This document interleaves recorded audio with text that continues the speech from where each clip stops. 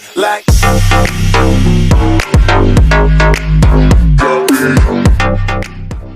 서면서 be whiter sheward is so tough, and why some women want to reclaim it.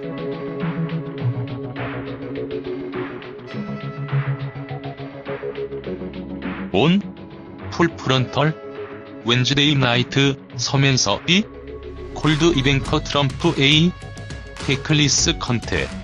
It was not the first time B has called someone a cunt on national television.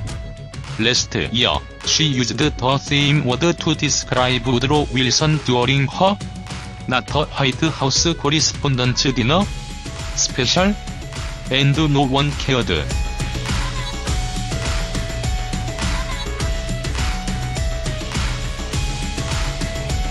Nevertheless, it became a major issue on Thursday because White House Press Secretary Sarah Huckabee Sanders said that TBS, which, along with B, apologized for the See You Next Tuesday line and removed the clip from full frontal's Facebook, YouTube, and Twitter pages, should be fired.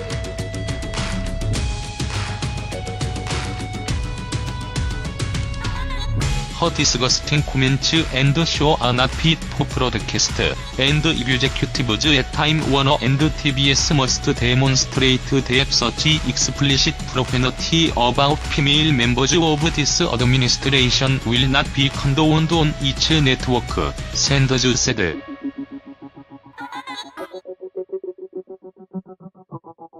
Let's be clear about what really concerns Sanders, the White House, and President Trump, who, as of Thursday morning, was still demanding an apology from Disney CEO Bob Iger for the mean things that have been said about him by ABC employees.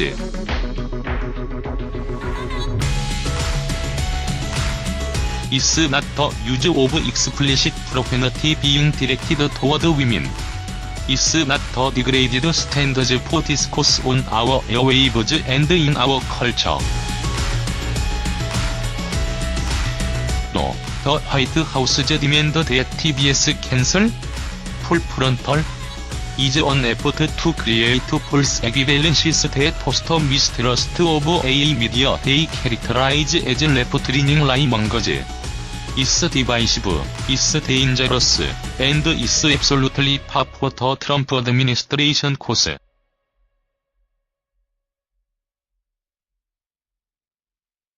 This particular chapter in the media bashing saga started on Tuesday morning when Roseanne Barr, in one of those classic cases of MBN-induced racism that we are always hearing about, described Valerie Jarrett, a former advisor to President Obama, as the offspring of the Muslim Brotherhood and Planet of the Apes. Within hours of tweeting that disgusting racist joke, ABC fired Barr and cancelled her show, the network's most widely watched and successful sitcom in years.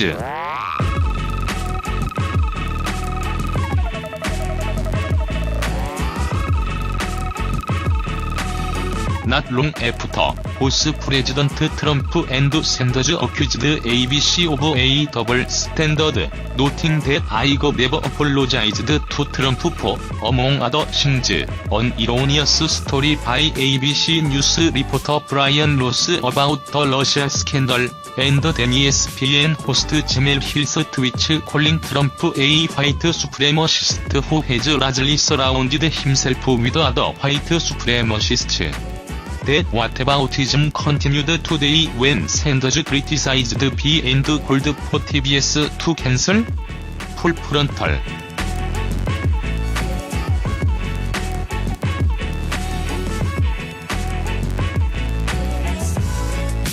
This problem is described quite accurately by the Washington Post's Callum Fox, who zeroes in on the false equivalency of suggesting a connection between the Roseanne cancellation and what happened with Jemel Hill was striking about the Hill tweet's inclusion on a White House list of grievances against Igor is the implied equivalence between racism and calling out racism.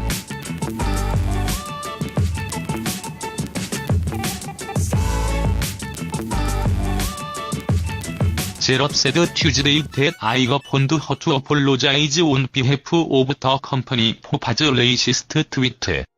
The White House's position is that Igor should have similarly dared Trump to apologize for his accusation that the president is a white supremacist.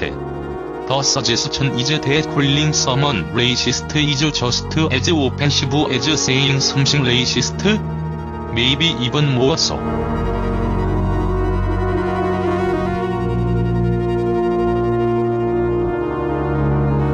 Let's apply that logic to the 서면서 be business. Her use of the C-word to describe Ivanka Trump stemmed from her criticism of the first daughter/senior presidential advisor tweeting a photograph of herself and one of her children in the midst of a news cycle focused on immigrant children being separated from their parents. Maybe we shouldn't have used that specific word.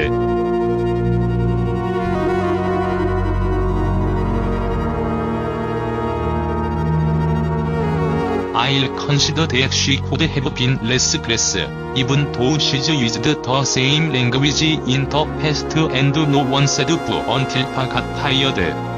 His larger point was to criticize Ivanka Trump's insensitive and tone-deaf photograph. The point of Pa's tweet, in as much as it had a point, was that Pa thinks Jair is both an Islamist and an ape. Saying that both women deserve to be fired suggests their offenses are identical. They are not.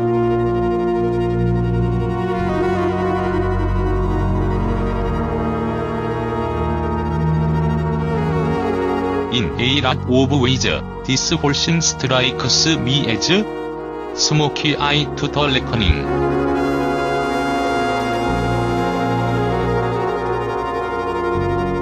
Cassocks were sounded and pearls were clutched when Michelle Wolf accused Sanders of being a serial figure at the White House Correspondents' Dinner. She owns facts, and then she uses the essay to create a perfect smoky eye, Wolf cracked.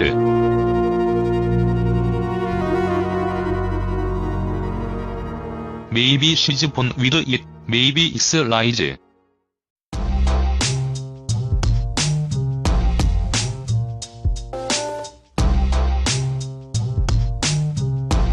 It's probably lies. The offense? Wolf had supposedly, except, no, she didn't, made fun of Sanders' appearance, which was deemed unacceptable by some observers.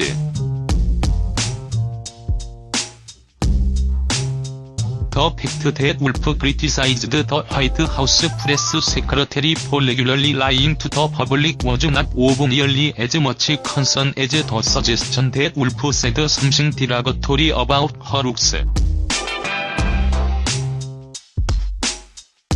It's quite similar to how his underlying message, that the U.S.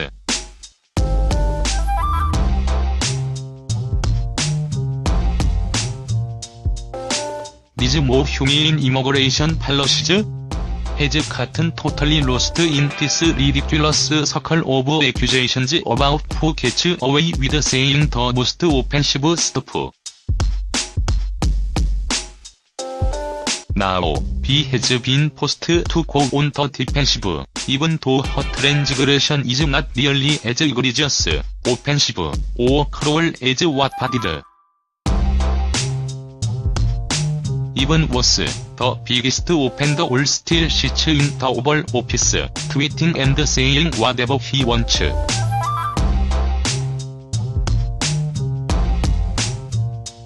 for those who are genuinely concerned about nasty profanity being spouted into the cultural ether, I suggest you pick up the phone and check your caller ID. The worst rhetoric of all is coming from inside the White House.